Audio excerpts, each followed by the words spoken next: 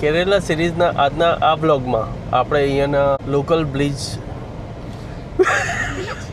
નમસ્તે મિત્રો, કેરેલા સિરીઝના આજના આ બ્લોગમાં આપણે એક લોકલ બીચ ઉપર આવ્યા છે જેનું નામ છે ક્યાં હે નામ સંગમ ધામ મુખમ. નમસ્તે મિત્રો, આપણે આવ્યા છે ત્રિવેન્દ્રમ સિટીના શંખ મુખમ બીચ. બોલ રાધા બોલ સંगम होगा कि नहीं. संगु मोधम बीच क्या है ये. નમસ્તે દોસ્તો, કેરેલા સિરીઝના આજના બ્લોગમાં અમે ત્રિવેન્દ્રમ સિટીના સંગુ મુખમ બીચ ઉપર આવેલા છે, જે એરપોર્ટની તદ્દન નજીક આવેલો છે. અને આપને જણાવું કે અહીંયા બીચ ઉપર કઈ રીતની વ્યવસ્થા છે અને બીચ કેવો દેખાય છે. તો ચલો જઈએ. આ બીચના બિલકુલ પાછળના ભાગમાં એરપોર્ટ આવેલું છે. જો આપ ત્રિવેન્દ્રમ એરપોર્ટ જાઓ છો, બિલકુલ બાજુમાં બીચ જોવા મળશે આપને.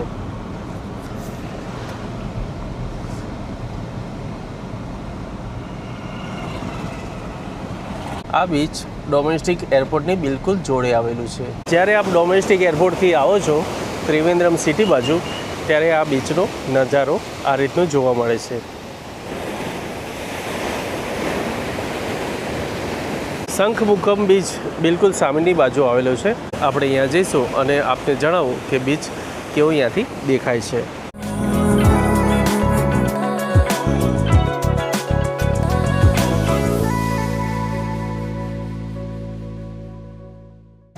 બીચ જતાં આવી રીતે પાર્કિંગ આવે છે. પાર્કિંગનો ચાર્જ છે 20 રૂપિયા.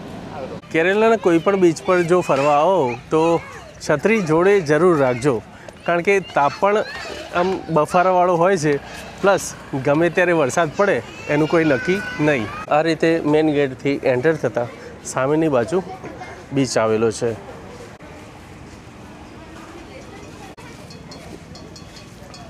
બીચ જતાં આ રીતે રસ્તામાં લોકલ સ્ટોલ દેખાશે. બીચ જતાં ડાબી બાજુ અહીંયા એક હેલિકોપ્ટર આવેલું છે, જે ઘણા ટુરિસ્ટો અને અહીંયાના વિઝિટર્સ ફોટો પડાવે છે. અહીંયા એક જલપરીનું સ્ટેચ્યુ આવેલું છે.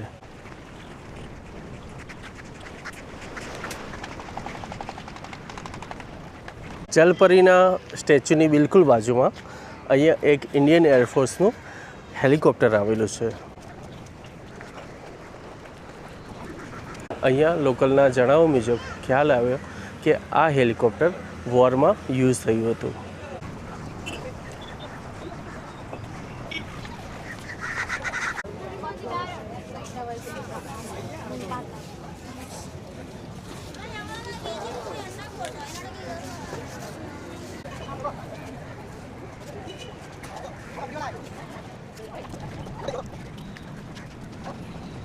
બીચ જતા રસ્તા પર બંને બાજુએ આવી રીતે ફૂડના અને આઈસ્ક્રીમના કાઉન્ટર આવેલા છે.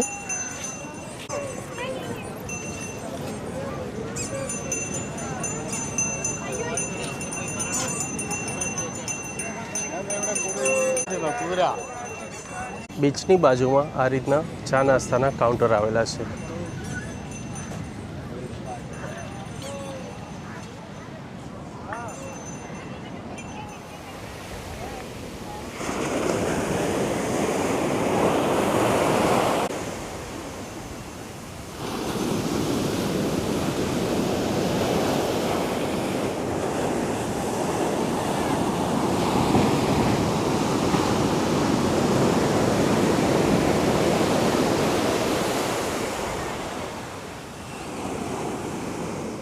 क्यों मैं कहूँ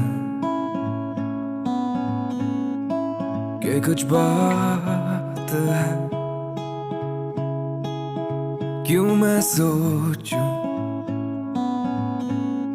दिन है या रात है, क्यों मैं जानूं कि ना एक यही सवाल है. अंधेरे में इंतजार है,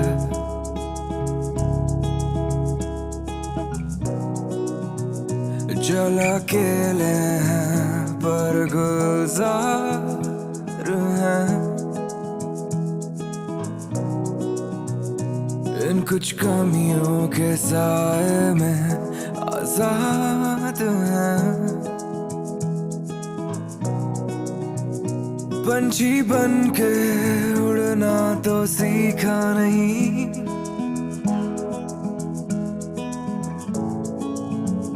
शायद गिर के संभलना ही है,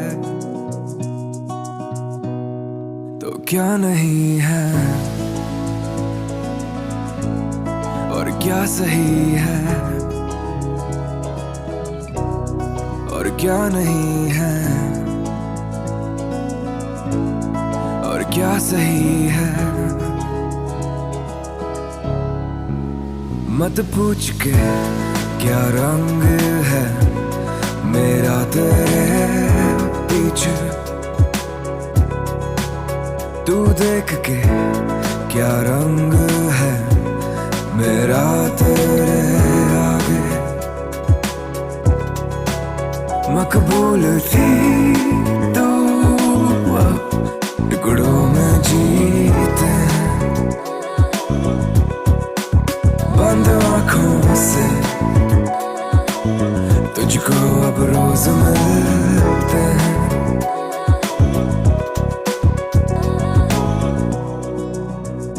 चल अकेले हैं पर गुजार हैं,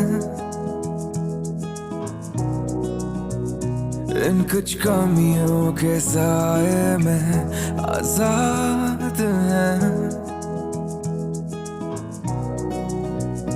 पंछी बन के उड़ना तो सीखा नहीं,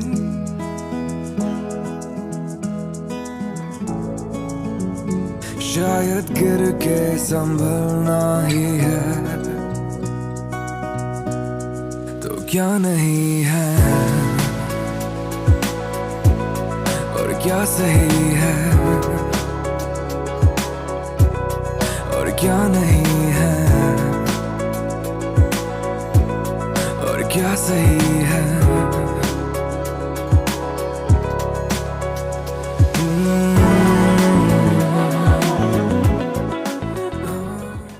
આ બીચ ઉપર કોઈને પણ નાહવા પર પ્રતિબંધ છે, કારણ કે અહીંયાની લહેરો એટલી જોરદાર આવે છે કે અહીંયા ટોટલી બિલકુલ કિનારે ઊભું રહેવાની પરમિશન આપેલી છે બંને બાજુ। આપ જોઈ શકો છો કે સામે ગાર્ડ ઊભા જ હોય છે જે અંદર કોઈને નથી જવા દેતા, કારણ કે કોઈ પણ લહેર ક્યાં કેટલી ઉપર આવે એ કોઈને ખ્યાલ નથી। આપ જોઈ શકો છો કે બીચના કિનારે એકદમ ઢાળવાળો એરિયા આવેલો છે, જે ફ્રન્ટ ઉપર બધા સમુદ્રને જોઈ શકે છે પણ કોઈને પણ નીચે ઉતરવાની પરવાનગી નથી।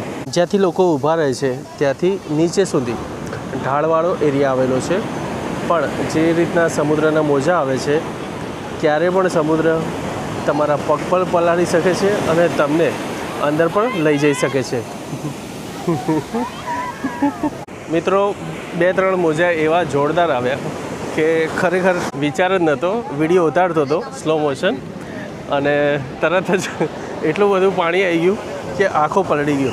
સાંજ થઈ રહી છે અને અહીંના ગાર્ડ સીટી મારી રહ્યા છે કે લોકોને સમુદ્ર કિનારાથી થોડું દૂર જવાનું કહી રહ્યા છે, કારણ કે જેમ જેમ હજી સાંજ થશે તેમ તેમ આ સમુદ્રનો કિનારો ઠીક ઉપર સુધી મોજા લાવી શકે છે। તો આપને આ વિડીયો કેવો લાગ્યો મને કોમેન્ટમાં જરૂર જણાવજો, મને ઇન્સ્ટાગ્રામ પર આપ મેસેજ કરી શકો છો। તો મળીએ એક નવા બ્લોગમાં, ત્યાં સુધી રજા આપજો। જય માતાજી।